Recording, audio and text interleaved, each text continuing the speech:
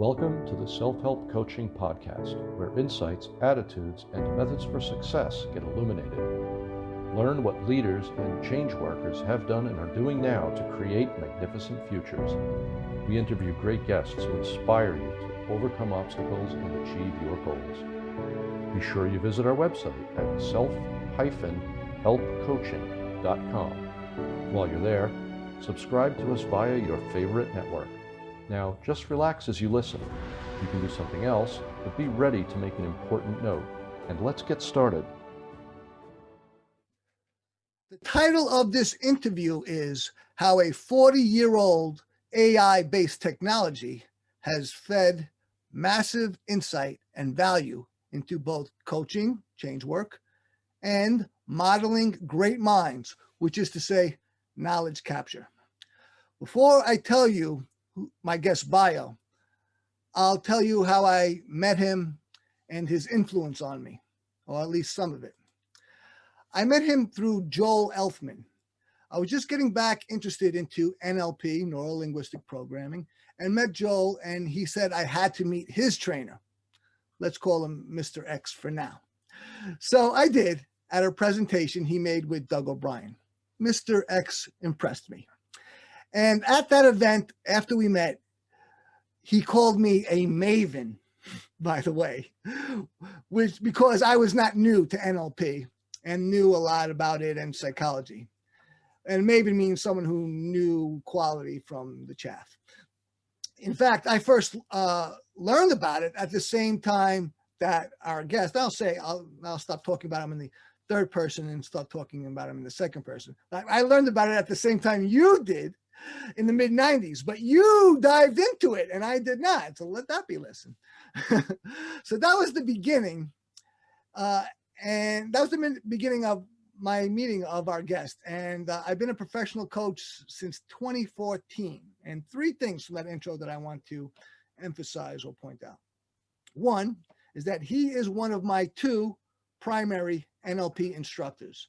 And when he was up here in New York, I went to every workshop and seminar that he gave. I think I might be the only person to do that. I don't know if that's true, but I know that's to be true. Know that to be true. Second point is I consider this person and Rex Sykes to be my primary NLP teachers. And thirdly, it was this person and Doug O'Brien that most inspired me to become a coach. Okay, now that I've got my little personal intro out of the way, let me tell you our special guest bio. He is an NLP trainer, if you haven't figured that out by now. And he has been training NLP students globally since 1997. He's authored a range of innovative home study materials. Let me list the ones that I bought and learned. Creating the Automatic Yes, Finding Your Irresistible Voice, The Metaphor Machine. I learned so much from him. His style and content has become a favorite among those who like to delve deeply into unique applications of NLP, including areas such as voice quality development, humor, body language, public speaking, sales, interviews, and other business uses. He also maintains a thriving coaching practice, regularly doing Zoom-based coaching with clients all over the world, and is beginning to offer online Zoom classes now, as well as opportunities to observe him modeling exemplars real time. His hobbies include doing impersonations, graphology, and contact juggling. And with all that said, ladies and gentlemen, and others, I give you Mr. Jonathan Altfeld. Thank you, Tony. That was very gracious, and it's a glowing review right there. Thank you. Totally sincere, sir. I appreciate the invitation to your podcast, so thanks for inviting. You're quite welcome. And I feel like, in a way, in a sense, that we've sort of come full circle. For me being one of the great unwashed, I think you made that reference once. I remember little things, Mr. Altfeld. To becoming trained by you on multiple levels, becoming a practitioner, learning the skill, becoming proficient, and becoming a professional coach and having a coaching practice and all that. And now years later, here we are. I'm interviewing you for my podcast, which is related to something that, I've created a virtual coaching program, which I believe, I mentioned this to you recently, I'm going to be the greatest feather in your cap ever. But we'll see. Let's see. That's a bold. I'm a bold guy. We'll see if I can be congruent with that. But I believe that's the case.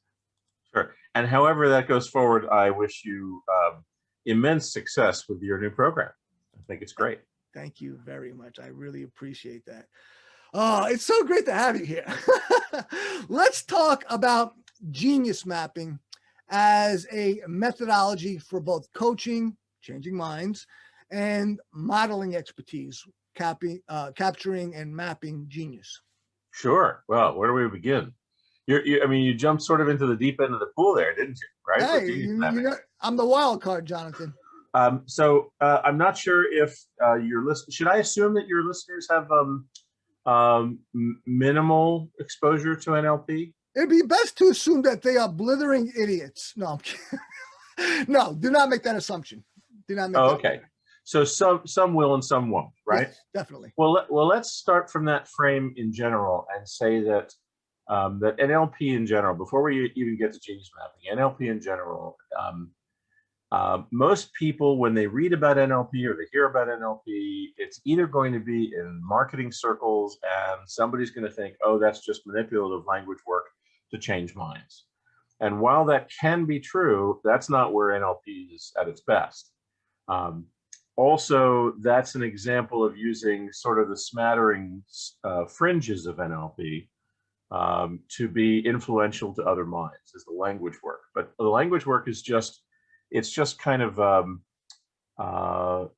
it's sort of the boundaries of NLP. At the core of NLP, the origin of the techniques, the technology, and the mindset, and all of the beliefs and values that are part of learning NLP is about capturing and replicating expertise from other people. That's really where NLP shines. And that's really the origins of NLP, is that they use this ability that they developed to capture expertise from other people and then to train themselves to do those things or to accomplish the same results in far less time than the original exemplars, the people who were showing the excellence patterns. These patterns of excellence could be mapped and adopted and then used by new people in far less time than it took the original people, the exemplars, to do them. So NLP at its best is a fast track to excellence. That's the core. And anything else is painting it with the wrong brush, in my opinion, right? So at the core of NLP is this ability to capture expertise and replicate it. So when we start from that frame, then we start expanding outside the original, let's say, the original zone of NLP, which was focused initially on replicating techniques for change work, right? So we have the first wave of NLP co-developers, the founders and the co-developers, and the first wave was all concerned with therapeutic techniques.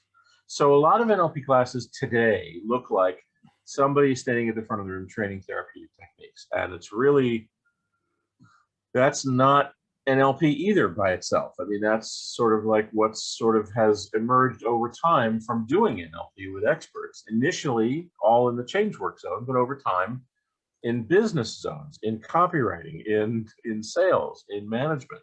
And so it is fair to say that NLP has expanded over time as it sort of absorbs the collections of expertise, all the top 10 lists of best sales tactics, best closing, best this, best that. Those lists may have been acquired by people trained in NLP. If I go to the self-help section, at least a third, maybe more like half nowadays, of the books that are up on the shelves of the self-help areas of bookstores.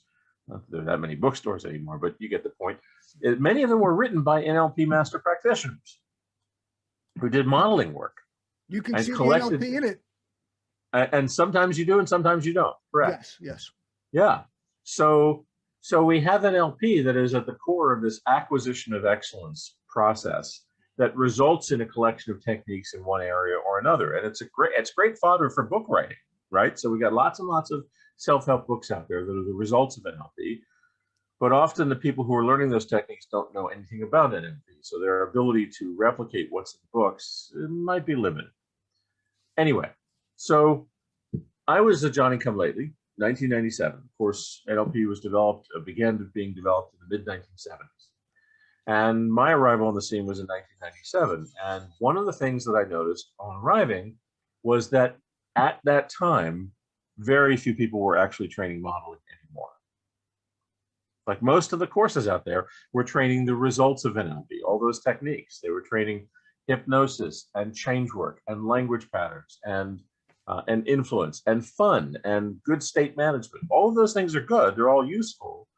But if somebody's interested in the core techniques of NLP, of modeling, well, they have to go further and sometimes farther, and often they don't find what they're actually looking for, because very few trainers are actually training modeling skills anymore. Modeling, it's not modeling on the catwalk. In NLP's field, modeling is about capturing expertise. So in 1997, I was shifting over from a prior career in artificial intelligence, as you were so kindly sharing with your audience. And so I had all these techniques for capturing expertise from people with a different methodology than NLP had approached with. And I noticed that I knew more about modeling than most of the students that I was coming up with, which was a really weird dichotomy. Like, I was expecting people to have lots of knowledge about modeling, and very few people did. Even the trainers that were circling the founders didn't seem to know a lot about modeling. They talked a good game, but when you asked them how specifically, they didn't have answers. Now, there were, in fact, a few people training modeling. Robert Dilts, certainly. David Gordon and Graham Dawes, certainly. And there's a few others. But they were dwindling. I mean, less and less people were training modeling. And maybe that's a market condition. Maybe less people really wanted to learn about modeling, but they should have, in my opinion, because that's really the core skill set.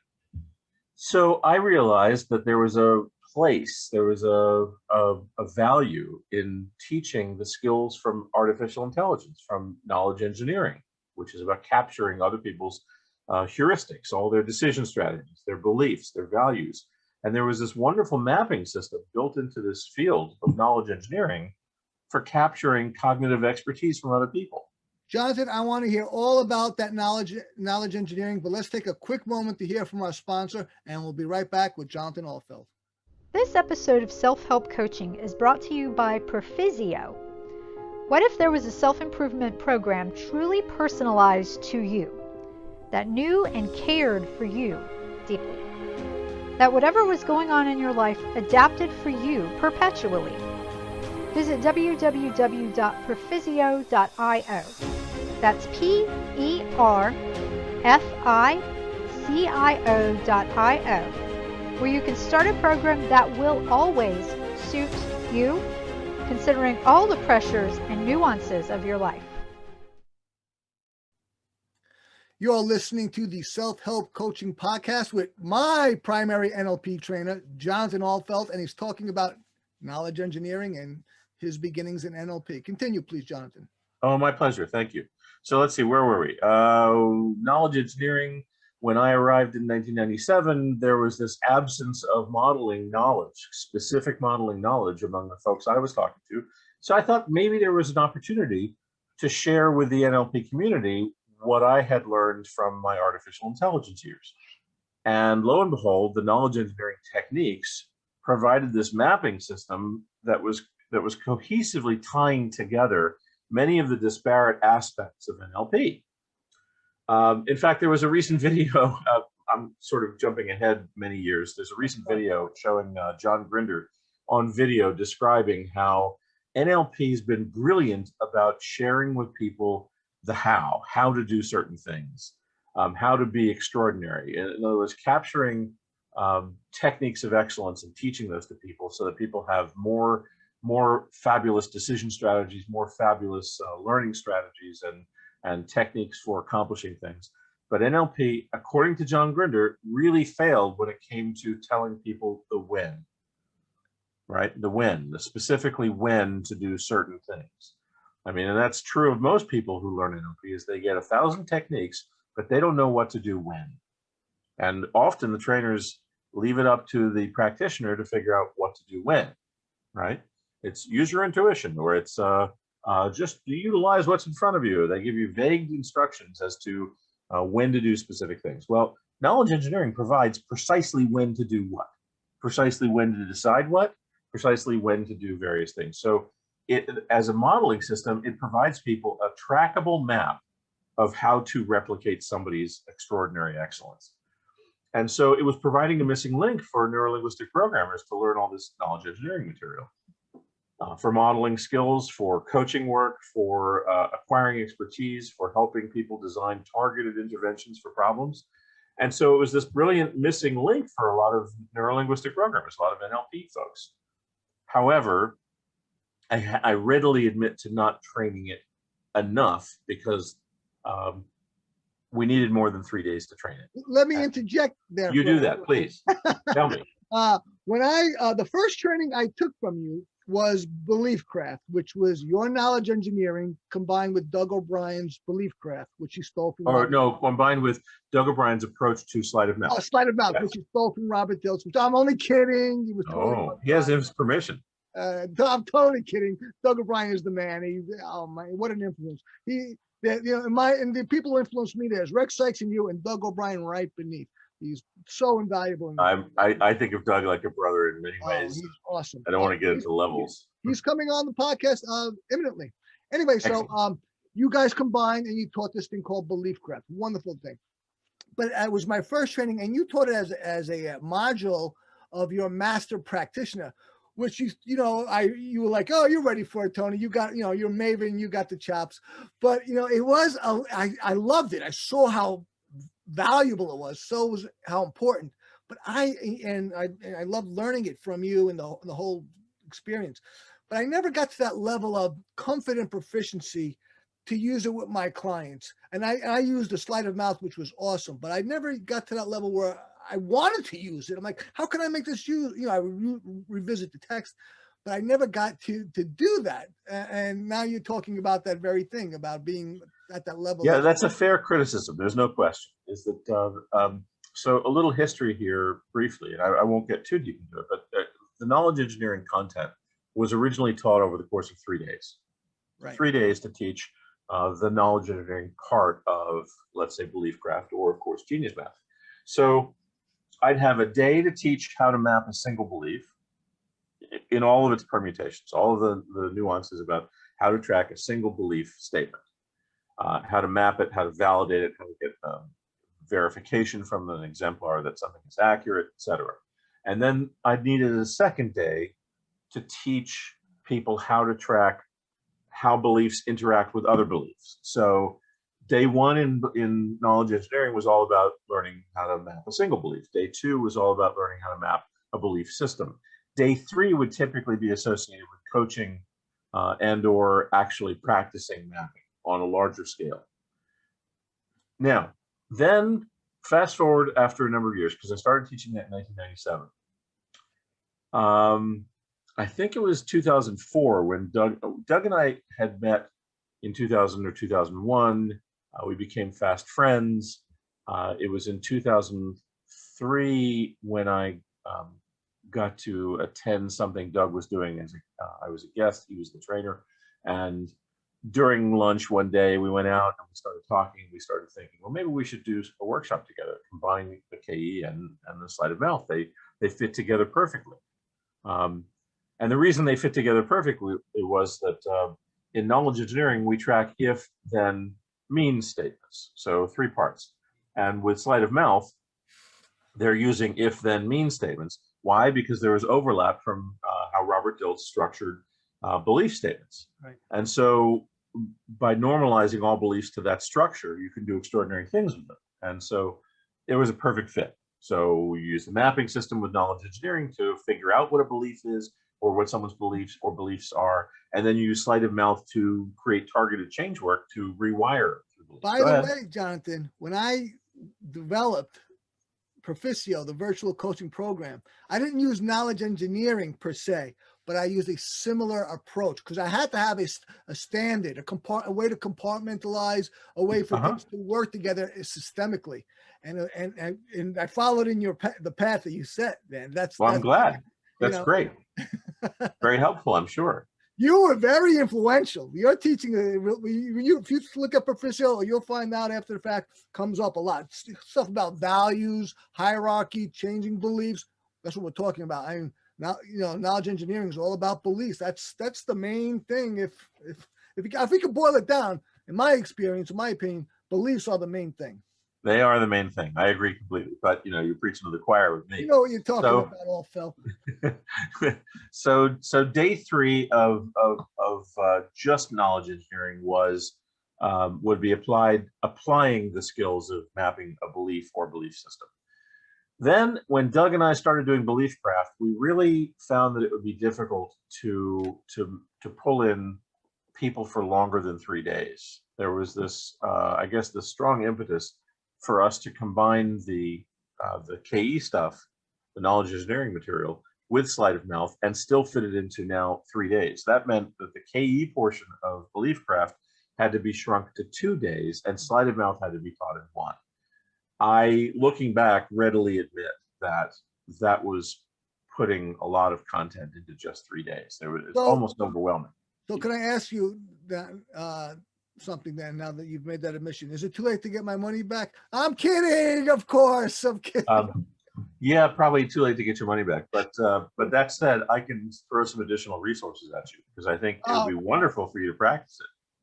We'll talk about that. But of course, I was being totally facetious, man. When I say that this guy was influential on me, that's an understatement. I mean, truly. And I got a great anecdote. When I went down to that training, that belief craft, knowledge engineering from you. In DC, I remember you being there. Yeah, I think it was Virginia. Right? Might have been, I'm thinking it was Maryland. It was up. Oh, Maryland. That's what it was. Right. It was Maryland. So, this was my first training. I mean, yeah, I was impressed by you by a presentation, a seminar.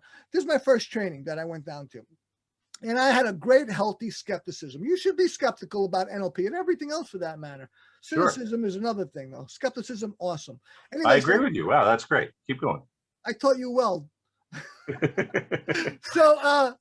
So I was skeptical, and we were out to dinner one evening, the group of us, about 8 or 9 perhaps, and there was a waitress who you said, and you picked up on my skepticism, not in any targeted way, just as a matter of conversation. Sure. And you said, "Watch this, Tony," and you blew this waitress away with your handwriting skills and some other NLP magic that you had. Do you recall that? I recall that it's very difficult to get people who are skeptical past their skepticism when the techniques are being used with fellow students, because everybody's already bought into it, right? Right. So you do it with somebody outside the seminar room who has no prior exposure to it, right, and you help change a belief, or you connect with somebody and then suddenly they feel more validated than they've felt by almost anybody in their life. And then they start bringing all their friends over who are in the kitchen, this gal, this guy, and then pretty soon there's a whole group. She was amazed. Her mouth was open in amazement.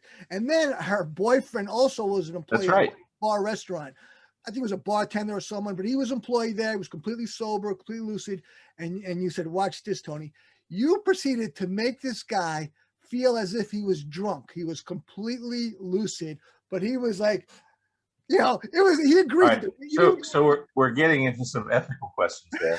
No, remember, there's a whole pre-talk that that preceded that whole experience, Absolutely. where we got full buy-in. There was no surreptitious thing. There was no stealth.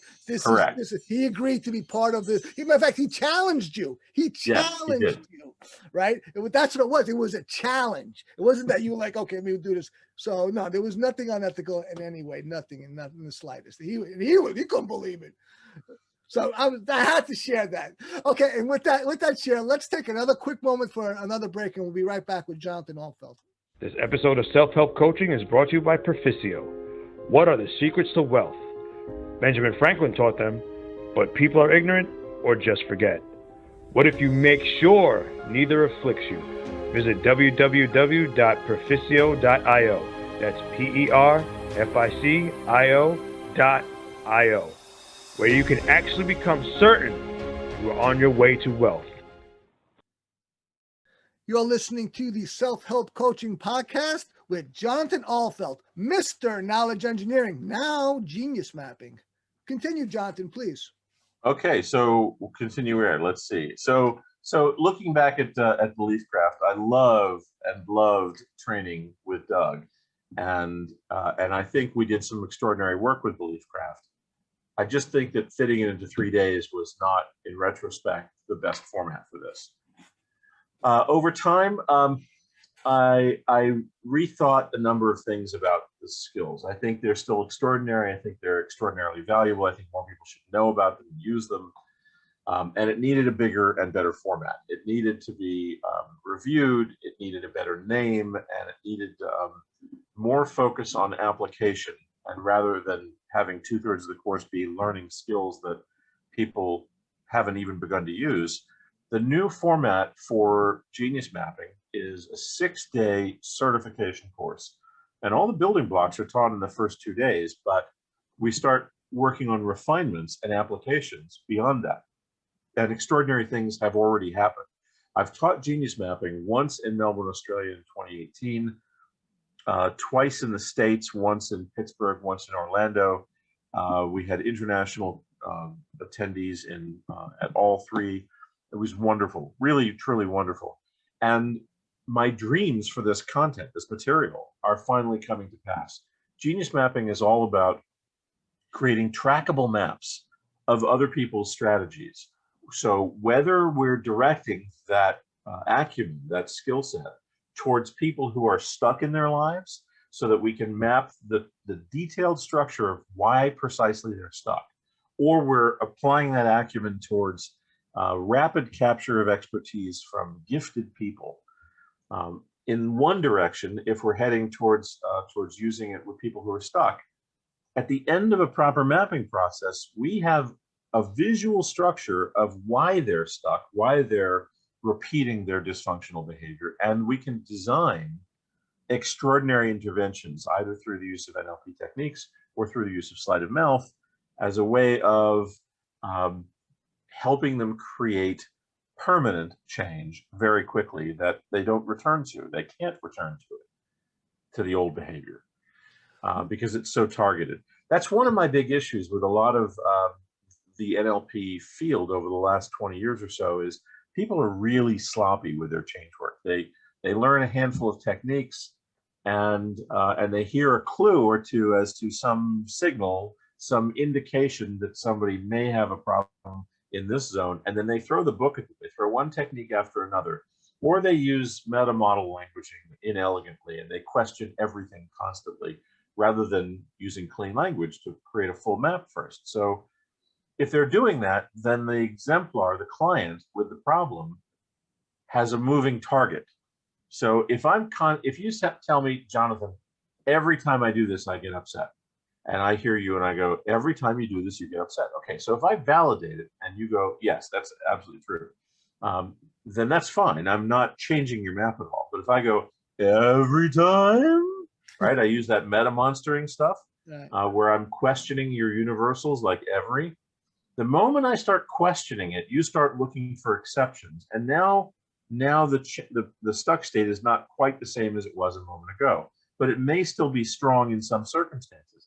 Because it's a moving target, however, any interventions I choose to use down the line are likely to be sloppy at best.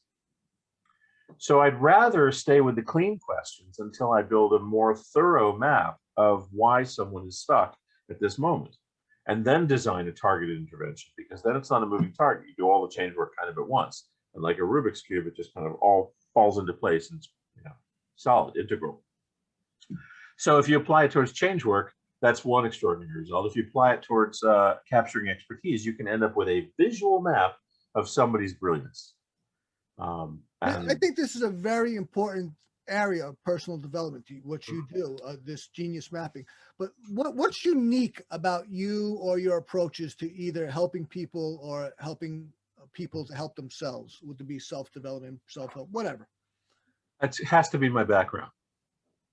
And this view of NLP where the focus needs to be on more effective modeling, more effective information gathering, rather than on more influential language patterns. And there's so much focus on the influential language patterns, on embedded commands, on indirect elicitation patterns, on using universal quantifiers, on using modal operators possibility to tilt people from can't to will. There's all kinds of manipulative language patterns. And I say the word manipulative, not with any positive or negative attention attached to that word, because manipulation can be bad or good. I mean, we can apply judgment to it either way.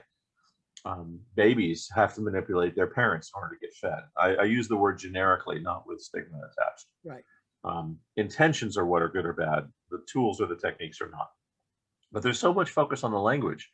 And I think that that's a mistake. I think the focus should be on more effective information gathering, because we have the ability with NLP and with really good training, good sensory acuity training, good questioning, to build more effective internal maps of how other people are thinking and processing.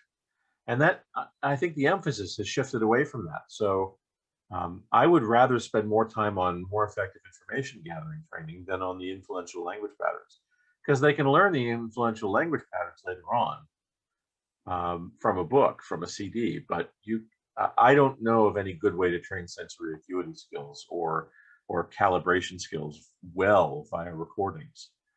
I think it's an art that is taught in person. So perhaps because of my AI background and the importance of capturing an effective map, I look at and place more importance on the gathering of information than on the doing of NLP to others. By the way, Jonathan, do you see what I'm holding in my hand? Can you see it? Looks like a watch to me. Part of it's being occluded by the. Recognize this watch? Did you buy that in Orlando? That's right. That's right. My watch failed, and I said I need a new watch. So you took me. It was like another's to a shopping mall, a plaza, whatever it was, and I bought this watch. It's solar operated. It has no battery. It gets the signal from the atomic clock in Colorado. And, fabulous. And I said I'm going to get myself a watch that's of significance. I bought a new watch, and I knew from that training in Orlando with you and Rex Sykes in my basic practitioner, which was also mind design, it's NLP and mind design, Rex Sykes' own little twist on it. Yeah. That it would change my life, I was entering a new era for my life. And I have seen that more and more that has been true. And so I never anchored anything to this. By the way, if you're listening, anchoring is like a conditioning, that you can attach to something. I never anchored anything to this, but it's a constant reminder of that training, of that time, and what I'm doing and what's going on. And I have found that very useful. By the way, bringing up anchors. Okay, hold on a second. No, I have to respond to what you just said. Okay. So when you say I never anchored anything to it, but it's a constant reminder of that. Right. The fact that it's a constant reminder is an anchor. In other words, what I'm saying is, I had a noisy cat. I'm sorry. Is it became an anchor? It has to have. For you to tell me it's a constant reminder means it got anchored to the memory. Well, I mean, it's that I wear it all the time. You think all the time I'm raring to go, sometimes I'm raring to go, but slouch time never lasts too long. Yeah. You see, and that's a big difference for me. Fair enough. That is a big difference. And by the way, so I recall there is one anchor specific that I still use to this day. And it was probably like 2013 or so. I was walking in Manhattan to one of your trainings. I think it might have been sales wizardry or something like that. And I made an anchor on my ear about getting into this state of great resourcefulness and ambition that I still use to this day. Congratulations. That's awesome. Still use to this day. I love it. It's great. What a great conversation we're having. I'm loving this so much. It's good to reminisce, and it's good to think ahead too.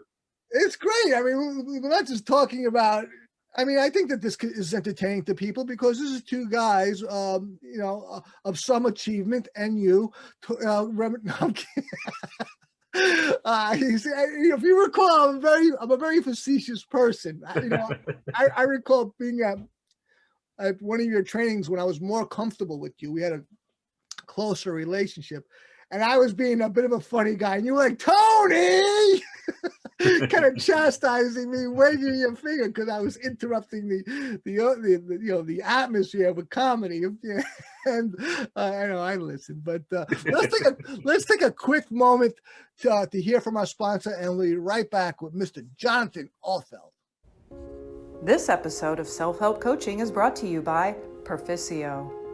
Do you know why most wealthy people are that way? It's because they think like wealthy people, and a fool and his money are soon parted. Visit www.perficio.io. That's PERFICIO.io, where you can actually transfer the wealth mentality into your own brain, and you will think wealth.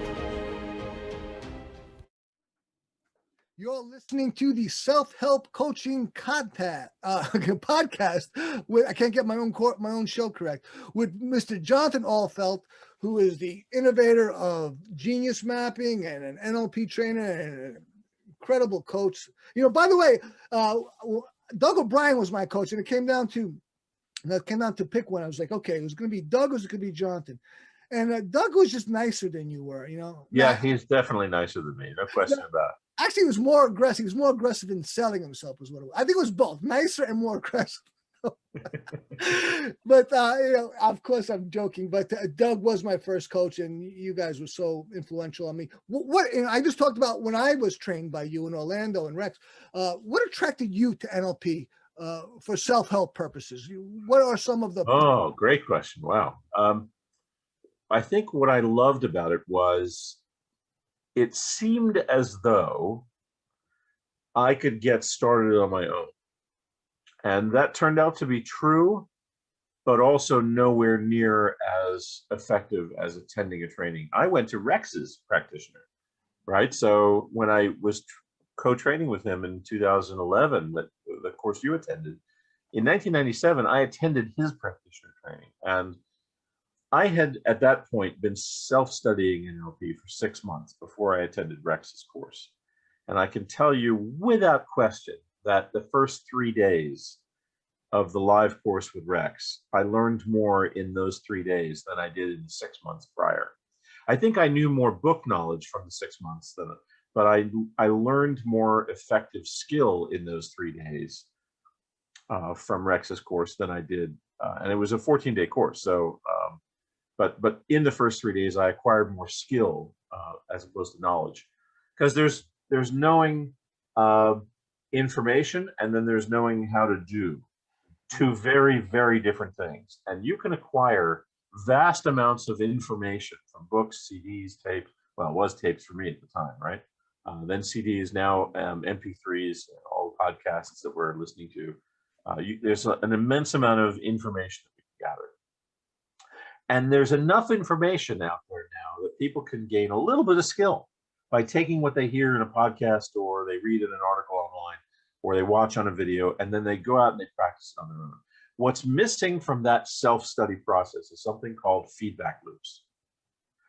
From feedback loops from someone else in the room who is more skilled than you or me, right?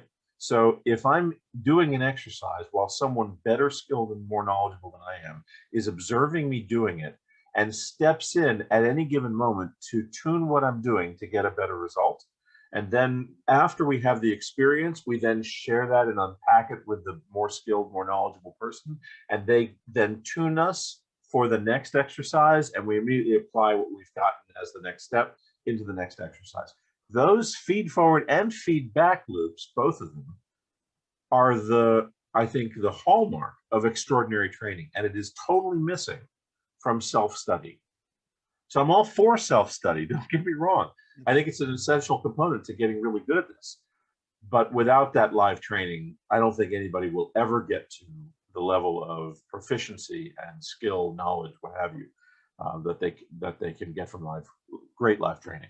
I concur. What are some of the positive benefits self-helpers gain from learning NLP? Okay, self-help. To answer this question, I think I have to think back to my first 6 months of self-study and realize that not only was NLP giving me some language tricks and some frames for understanding other people's behavior and how I could interact with them. It also gave me some interesting tools and techniques for observing my own behavior differently than I had prior to learning NLP. So in that way, I think NLP offered a great framework for self-study. I'll give you a simple case in point. Prior to learning any NLP, most of my conscious learning of language and techniques was done from what we now describe through an NLP mindset of first position. Now, first position is immensely familiar to everyone. It's the ego position. It's seeing life from our own eyes. So if you review a conversation you had with somebody that didn't go well before learning NLP, most of the time you're replaying it from your own perspective. That's natural. That's human.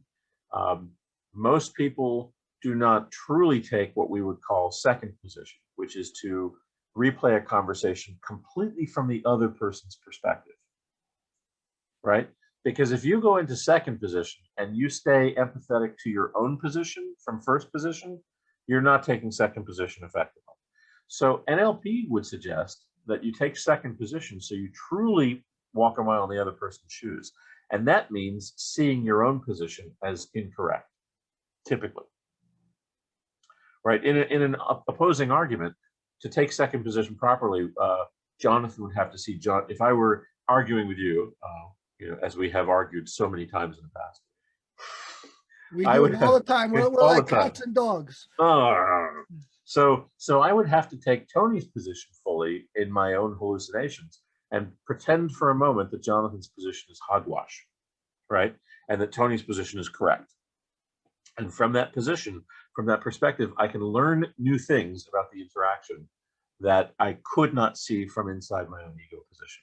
So this is just an example of something I absorbed in the books, and I began to learn how to adopt on my own. This didn't require a training course to learn how to take second position. It required a training course to learn how to take a second position more deeply and faster. But it didn't take a course to learn how to begin to do it, right? And so that provided a really interesting framework for learning more effectively as I was practicing NLP. So I could then take a second position and a third position, which is the fly on the wall position, right? And I could take those different positions of perspective, perceptual positions.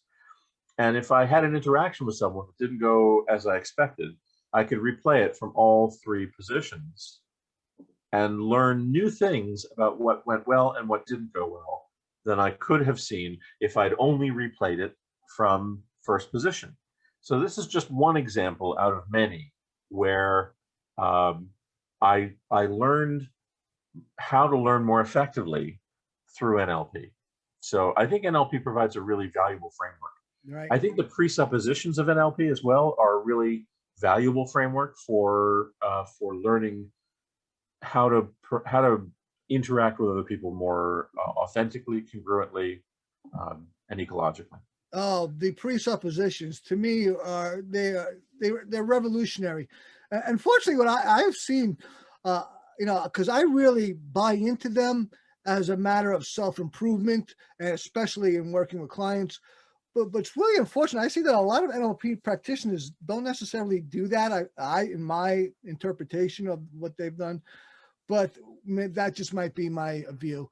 But there are basic things like you just talked about, first and second position, or things a little bit slightly more advanced, certain beliefs of the NLP practitioner, which aren't necessarily beliefs. We call them presuppositions, Right. or things that are far more advanced. I find that the whole gamut but it's great, but the foundational stuff is most important. Yes. Just the stuff you're talking about. And a lot of that foundational stuff is valuable for self-help, just as it is for live training courses. So, I was very, very attracted to some of the benefits that absorbing NLP books and recordings Totally provided for me.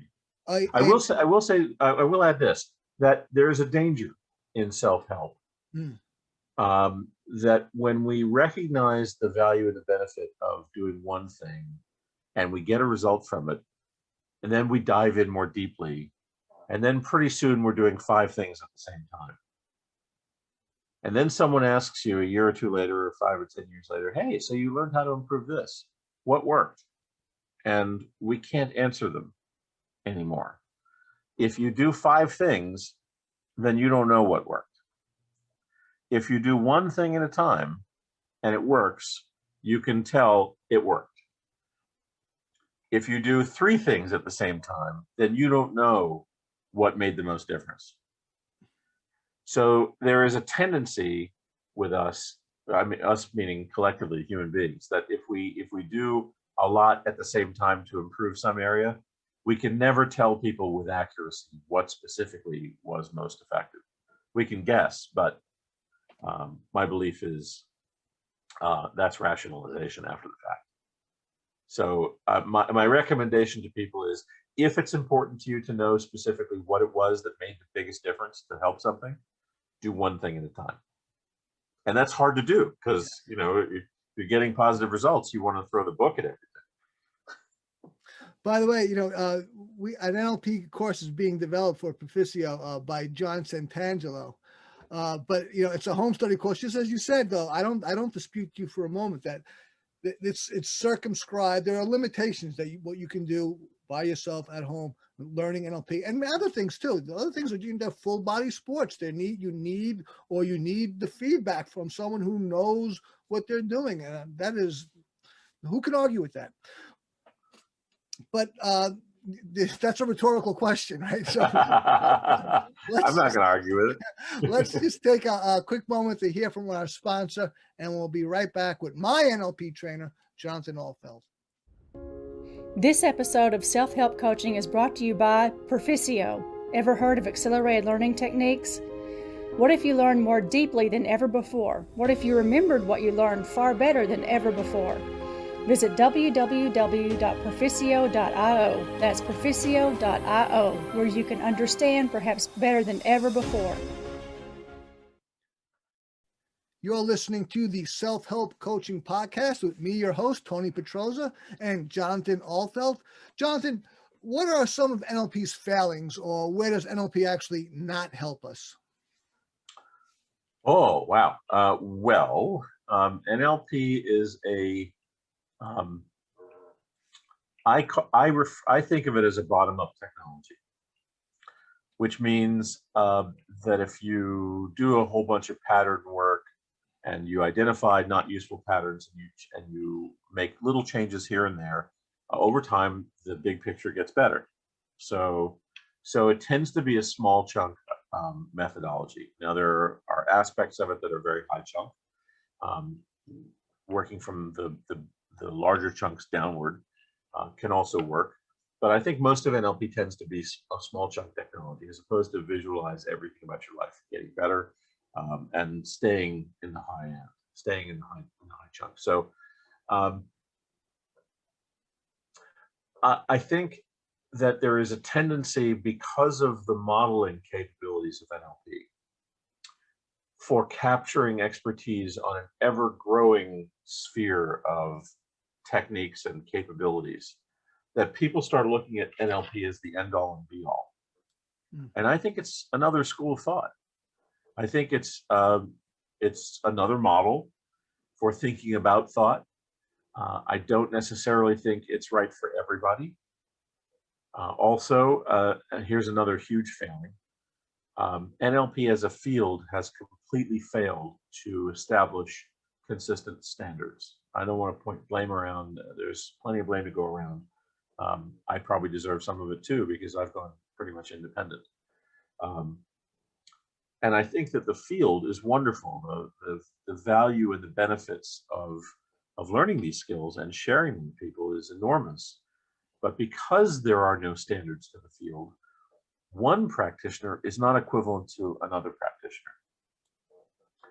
And one trainer is not equivalent to another trainer. And there are totally different styles of practitioner because there are totally different styles of trainers. A Bandler student today who's taken 7 days of training under Richard Bandler is very different from someone who's taken a couple weeks of training with John Grinder directly. Very, very different. I don't even know if they would refer to NLP in the same way or style or for purposes. So the field has failed. Does that mean that the techniques are not valuable? Absolutely not. Right now, there's an ongoing project that is distancing itself from NLP entirely because of NLP's inability to maintain integrity as a field as a whole, with singular standards. But the technique absolutely comes from NLP, and it is becoming by far the single best treatment for PTSD in the world. So whereas the second most popular or the second most effective technique or treatment for PTSD is something called cognitive behavioral therapy, CBT. And they don't have anywhere close to a 100% result of curing or eliminating symptoms. But this new technique that came from NLP, I'm not going to say is curing, but so far they're eliminating symptoms in everyone that's being given the treatment. And it takes less time to use it. And it comes from a simplification of the NLP Phasphobia cure. Now, there have been studies. The studies have been replicated. They've been done with males, they've been done with females, and now they're getting more and more grants. So hopefully more and more of our veterans who are succumbing to suicide, I mean, this tragedy has befallen so many of our brothers and sisters that come out of the military. And it's wonderful that this technique and this treatment is getting out there. So I think the field as a whole has failed, but the results that have been generated by many of the trainers and many of the people that have explored doing this work with people have been an absolute gift to society. So I have mixed feelings about it, right? Because I love the field, but I also know that the field has definitely not succeeded as well as it could have or should have as an integral field. It's fractionated too heavily. What are some of the factors that affect the building of better habits? Let's get into habits now, because people are habits. People are their habits, right? Sure. So let's get into the habits. What are some of the factors that affect the building of habits? All right, let's look at this. One is repetition. So you want to build a habit, you need repetition, lots of it. If you ask one person, they'll tell you X number of times. You ask somebody else, they'll tell you another number. So I don't claim to know the perfect number. My belief is there isn't any perfect number for repetition. Some people say 21. Some people say 3 weeks. I think how many times you have to repeat something until it becomes a permanent habit probably varies from context to context, but a lot of repetition is critical. We know that.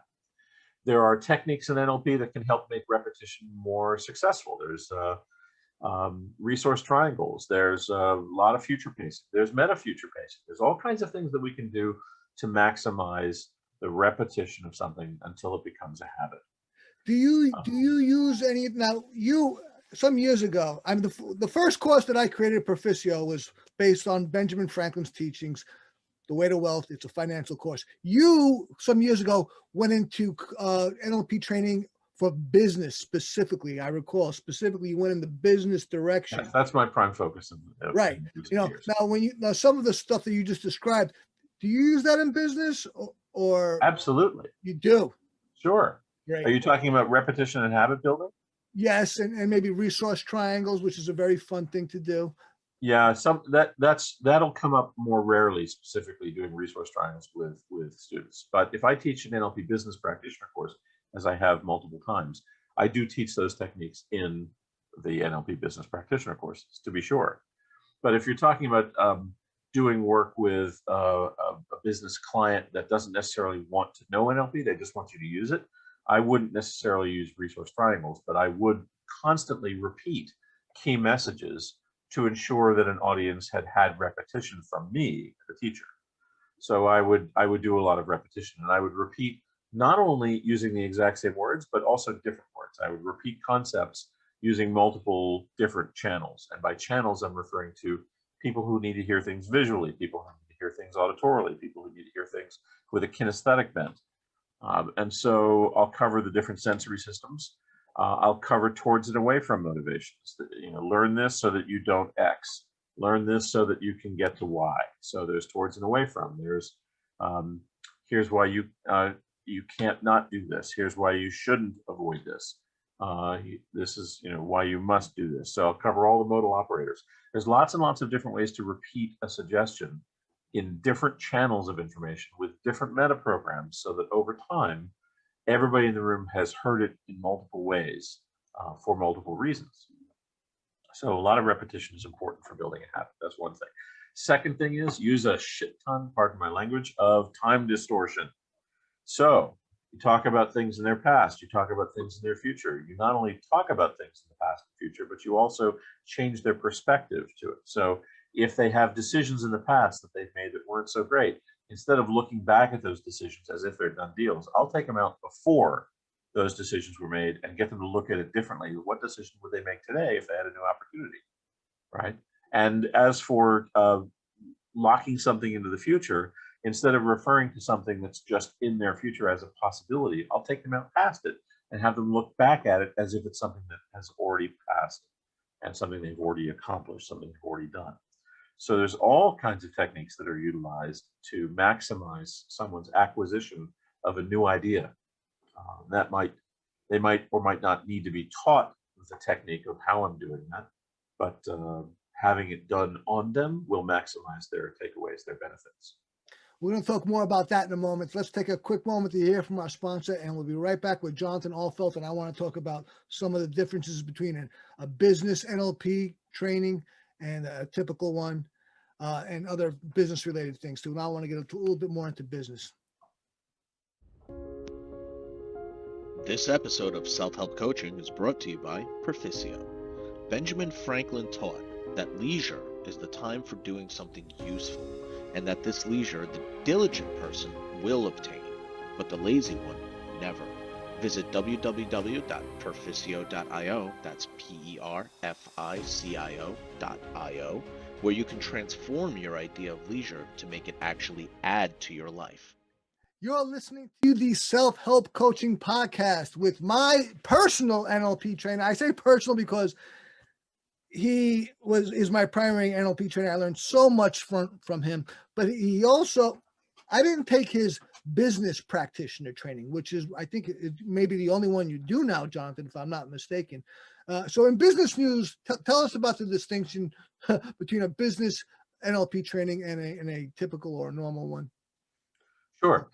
It's not the only training I offer, but in terms of doing a practitioner course, it's the only one I would advertise publicly is doing an NLP business practitioner. I also do the sales course periodically, rarely these days, but I will do one at some stage again.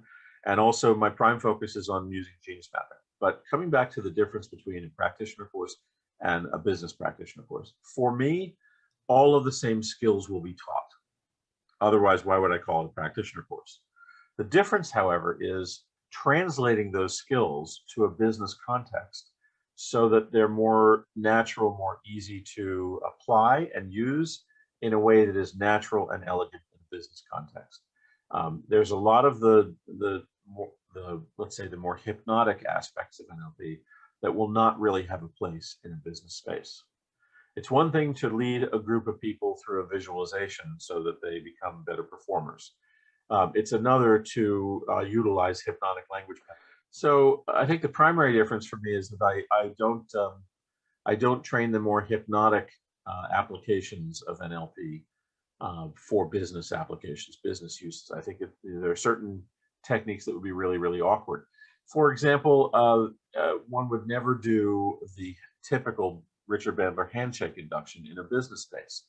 But I have a version of a handshake that I teach that is absolutely natural, can be used in any business setting, and no one would be the wiser, and no one would find it awkward. Nor would you lead somebody into any kind of a deeply hypnotic place. It's just an unusual moment in a handshake in which an additional suggestion can be dropped. So I think there are lovely applications of NLP in business. There are ways of doing anchoring that are more visual and more auditory and a little less kinesthetic. So obviously, when we do exercises in an regular NLP practitioner course, we would do some kinesthetic anchoring, assuming everybody was comfortable with that, right? And in a business setting, there's less opportunity to do kinesthetic anchoring by far, unless you're leading a group through doing their own kinesthetic anchoring. So it's a shift in a little less in the kinesthetics and a little more with the auditory and visual, and then specific applications, examples. So when we bring up techniques for study and we teach those techniques in a class setting, often those techniques are taught with personal memories, personal difficult situations that came up. I prefer in the NLP business practitioner course to use business related content as opposed to personal related content. In so doing, it's a very similar training, but with a different theme, a different focus during exercise drills, and a shift in application to business contexts from the personal. So a little less one-on-one client work, a little more mastery of interactions with groups of one or more people. What are some of the factors that can make someone more or less successful in creating changes that stick? Well, one is commitment. One's level of buy-in or commitment to a specific outcome is absolutely essential. If it's just something you sort of want, as opposed to something you've decided, I need to create this for myself. So level of buy-in is the beginning. Second, beyond that would be whether your outcomes or your goals are well-formed. And NLP's got well-formedness principles that we can utilize to filter any outcome by the factors that will make it more or less likely to stick. Beyond that, the creation of a strategy of change, so that if we have to learn something in order to achieve it, we set up a timetable and a structure, a schedule to do that. And then, of course, it's a matter of building habits that enable us to get closer and closer and closer to our measured result that we want to get. So many of the typical techniques in NLP affect this. The presuppositions. I think the presuppositions are probably, again, to use your wording from before, extraordinarily helpful, extraordinarily impactful, more valuable than perhaps they even seem at first glance. Adopting those presuppositions while one is learning whatever one needs to learn in order to achieve some desired result is essential. Case in point, this is just one out of 100 possible reasons why the presuppositions are valuable in being more likely to get a result you want. Let's say you want to develop more skill in interacting with others in some context, doesn't matter what it is. If you assume that the reason you aren't getting the result is because of somebody else's behavior, you're externalizing blame and giving up responsibility for the change. So we've got this wonderful presupposition in NLP that says the meaning of your communication is the response you receive. And whether or not that's true, if we operate as if it is true, then I'm responsible for my behavior and language. I'm also responsible for your response to me. Now that puts a lot of responsibility on my own shoulders. And for some people, they might think, well, it's not my fault he didn't respond the way I wanted him to. But if I take responsibility for your response, then I gain the power to do something different to change it. I take on the responsibility to change it. It's all And about assume empowerment. it's empowering. So at first it feels like, oh, that's too much responsibility, but no, it's really more empowering. Because only if you take responsibility for everything that happens around you and ownership of everything that happens around you, do you have the ability to shift it, to change it. It's been my unequivocal experience, you know, Yes. and you know, I'm 55 years old, and you know, any person, generally speaking, should become wiser as they get older. But I've learned so much, especially in the last decade or so, let's say, based on my NLP, you know, becoming certified in NLP by you, where I was able to be more receptive to learning things and to have more maneuver space in ways I can implement them, where I can Agreed. actually apply them in my life, as opposed to, oh, that'd be cool to use and never use it. You know, Yes. so it's been a game changer for me. NLP, it really has. I think for most people, NLP is mostly about creating more options. That a lot of people become very habituated over the course of their lives. As they get older, they become more habituated, and then eventually they've only got one behavioral option in any given circumstance. And that's restrictive. It really is inflexible. And the most flexible element in any system always wins. So therefore, if you've only got one option available to you, other people can dance around your position anytime they want, and they win more often. So NLP is about more options, giving people more behavioral options. Now, there's a downside to having more options, which is that if you have more and more and more and more and more options, eventually to the point where you've got hundreds of options in any given circumstance. But if you don't have good strategies for picking among those options, then that's just as bad, if not worse, than having only one option. Because having one option, you can move forward for better or worse. But if you have 100 options and can't decide between any of them, now you're stuck, now you're immobile, and there's no moving forward. So that form of indecision is really unhelpful. Let's talk about the nature of procrastination. No, can we talk about that another day? Okay, surely, absolutely. I'm kidding. You want to put it off? Yeah, I want to put it off. Exactly. So I was just you know, just co-signing your stuff, man. So procrastination is, you know, by itself is not necessarily a terrible thing. It's when it becomes dysfunctional that it's a problem. The nature of procrastination is a values conflict. So if procrastinating something is because something you value much more importantly is more important than this other thing that you're going to put off, and that is genuinely more important than this thing, fine, because you're choosing between satisfying a more important value over a less important value. But if one of your values is getting your taxes done, or one of your values is completing a project for a client who has prepaid for something by a specific delivery point, and the other value you're satisfying is sitting on the couch playing video games, I'm sorry, but that's a problem, right? So the question is, where are you procrastinating and how? I don't want to remove the ability to procrastinate something, because procrastinating having a donut would be great if instead you're going to cook yourself a beautiful grilled chicken meal with some salad, right? So again, imposing values there indiscriminately. But the point is that procrastination as a human behavior isn't bad. It's where are you doing it, and how often, and how much. Absolutely. By the way, I built this into Proficio, and I learned it directly from you and Rex. Did you? Oh, cool. That's great. That's great. So yeah, I love it.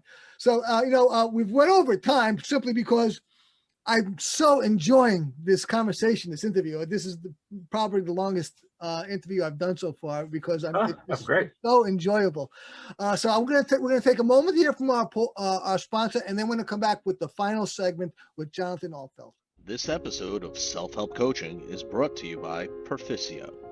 People value all sorts of things, but Benjamin Franklin teaches us that the most valuable thing we have is time.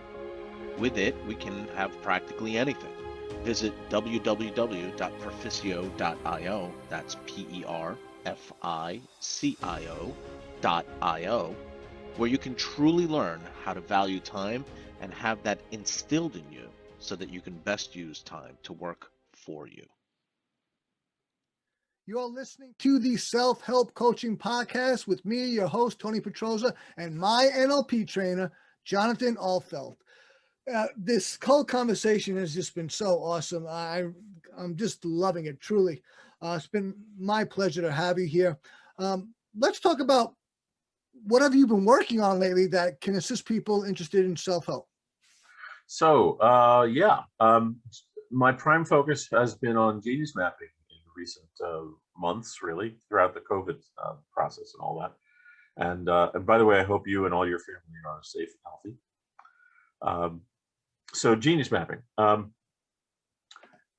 Genius mapping is a 6-day course that, generally speaking, doesn't attract people who have never been exposed to it before. Usually the people that show up to a genius mapping course are people who have already spent time observing the importance of beliefs in doing change work or in doing modeling, and or they've been exposed to the material through some of my home study courses.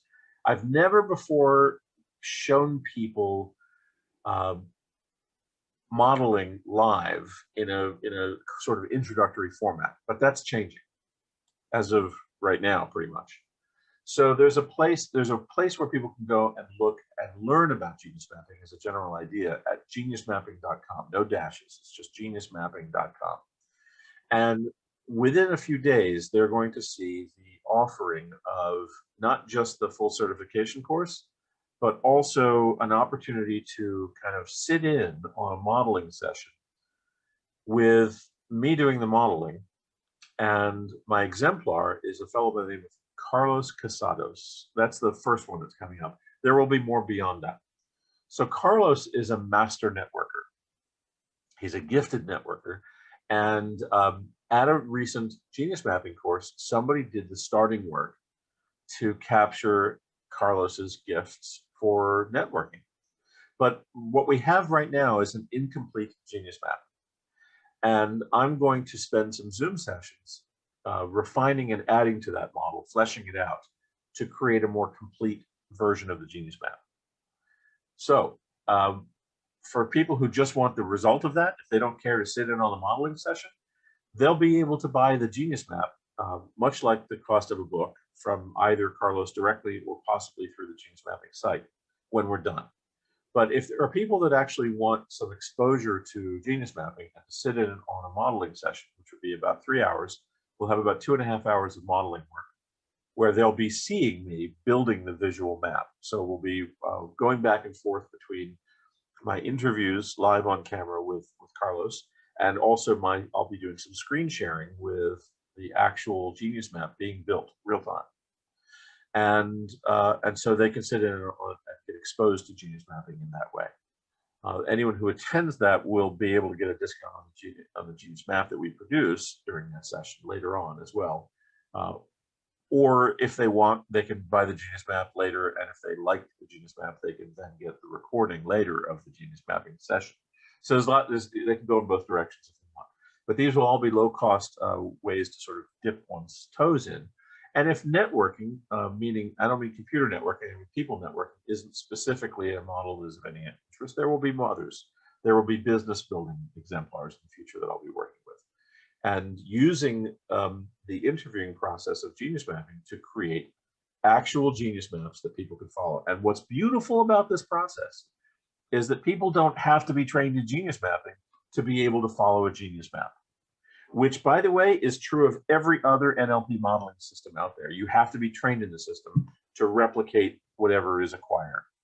But not true with genius mapping. Genius mapping produces trackable maps that anybody can interpret naturally, whether or not they've been trained in genius mapping. So I'm excited about what's happening. I'm really excited to do the live modeling sessions and also to do the next online genius mapping course. Jonathan, it has been totally awesome having you on the podcast. Well, I hope that there's some useful insights that came out in this conversation for the self-helpers in your audience that always need more tidbits and techniques for maximizing the results of what they study. I heard them. I just hope they're not too stupid as to not latch onto them. I like to insult my audience because I'm an old punk rocker, man. It's like kind of like the default go-to. No, but of course, I only have the smartest of the dumbest people on this show. I'm not listening. That's brutal. I kid. But no, truly, this has been an awesome conversation. You've given us so much great value for any listener. And I really appreciate you as a person and as a business person and as an NLP trainer. Well, I appreciate you too, Tony, and I'm very excited for you and your project. And I'm grateful for the invitation to join you. You really touched my life, and I really appreciate that. You've taught me so many things that are on so many different levels, such a range. I mean, just like little tidbits of things that I can hear your voice. For example, like a general piece of advice you're saying, Tony, if you speak more from your gut, you'll be more persuasive. Things like that. But there's 100 little things like that to things that are far more advanced and much more refined and have much more subtlety and nuance and education. But you're such an influence on me. I really it's hard for me to express how important you are to me, even though we haven't spoken. Before this, it's been such a long time, and I'm so glad that we reconnected. By the way, one of the things, I think I was at the Orlando training. You broke out some juggling balls. I went out and I bought them. Whoa! But I had put in my office. I never took them out of the wrapper. Okay, so one of those things about procrastination. I give you my word, dear sir. These will come out of the wrapper one day, and I will learn little by little and be a proficient juggler, and I will show you. And that day will true. I talked about coming full circle. That will be the true full circle. Where did you get those? Where did you get those? I don't know if Amazon, probably like what? Oh, okay. 2014. So probably 7 years I've had it. The dust is on. So I've had it squirred away in this office, and I wanted to show it to you. So I really appreciate you so much. And then one of the things that I remember is when I first began learning from you, your intro pack was exquisite ability. Do you still send that out? They're probably, I'm sure, updated, but do you still send that out? I do still send that out, and I probably do need to update it and make a new version. That is an awesome thing. Guys, go to Jonathan's website, either Altfeld.com. By the way, Jonathan was renowned in the early days when he was a basic newcomer to the field because of his website. He was, I remember reading this, learn this about you. I use your website as a study resource for years, that your articles, your blogs. I spent a lot of time at your website reading and learning and reading these chats that you had with all these NLPers. Yeah, that's all still there. If somebody printed out my entire website, it's probably around 1,500 pages of content. So there's a lot of good stuff there. A lot of research. Go to altfeld.com. Go to geniusmapping.com. Check out what Jonathan is about, because this guy knows what he's talking about. Thank you. And on that the last thing I'm going to say anecdotally is a line from a movie, and it's this: Altfeld, pick that up. That's right. That's actually family. There's a short story behind that. My uncle, Philip Z. Altfeld, was an attorney in his first career, and he was friends with a number of famous entertainers, like Steve Martin and Leslie Nielsen and I think Carl Reiner. Carl Reiner, thank you. And so there was a whole group of people that knew him at the time. And when Steve Martin put together that movie that you were quoting from, Pennies from Heaven, is that Pennies from Heaven? No, it wasn't Pennies from Heaven. It was yeah, I'm having a brain fart. Dead Men Don't Wear. Dead Men Tell No Tales. Dead Men Don't Wear Plaid. Don't wear plaid. That's correct. Don't wear plaid. So there's a scene where Steve Martin's character, and the whole movie was brilliant because it combined shots of classic movie. Right, exactly. Many movies from decades earlier in black and white, and they Classic interspersed scenes, right, with Steve Martin, created a whole new story. So sure enough, Steve Martin goes into an office that says Philip P.Z. Altfeld, attorney at law, or something like that. And so he goes in there with that puppy, and the puppy makes poo on the ground, and he says, "Pick that up." And I think the line was, "Altfeld, you're a sick man." Yes. And I was 15, I think, in the theater when I saw that and heard that, and it's such an unusual name, Altfeld, that it couldn't have been accidental. So I called up family and found out that in fact it was a practical joke. That's great. Great stuff. It's been so wonderful having you on the show, Jonathan. And remember, everyone, would you like to say goodbye to the audience, John? Mwah. Yeah. To those not looking on YouTube, he just gave you a big kiss. So remember, everyone, we're all responsible for ourselves, and we can all use some help. With that, thank you for being here. See you at the next podcast. Tony, thanks again. Thank you for tuning in to the Self-Help Coaching Podcast, where insights, attitudes, and methods for success get illuminated. Learn what leaders and change workers have done and are doing now to create magnificent futures. Remember to visit our website at self-helpcoaching.com and enjoy even more great episodes like this one. Again, while you're here, subscribe to us via your favorite network. We look forward to seeing you next time on the Self-Help Coaching Podcast.